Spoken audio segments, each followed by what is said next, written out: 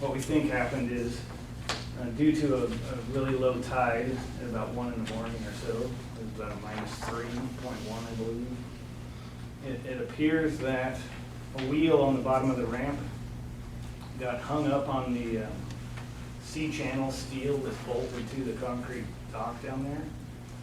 And so the ramp essentially prevented the dock from floating up as the tide came back in.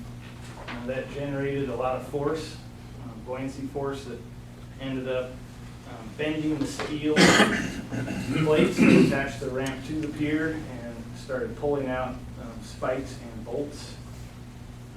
It also damaged the dock itself catastrophically, basically. There's a large crack through the concrete. It looks like one of the long through bolts sheared off.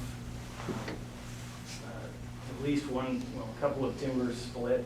So essentially, we had to make an immediate decision for what to do, knowing that that there was another -3 tide the next morning at about 1:50 a.m. I believe it was.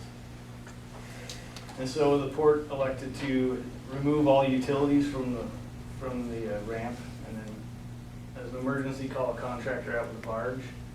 Port rented an excavator, and we picked the ramp off,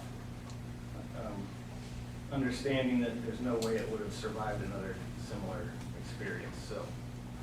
So currently, the public dock is not accessible from land, and there's no power, there's no water, and there's no pump out or floating restroom usage.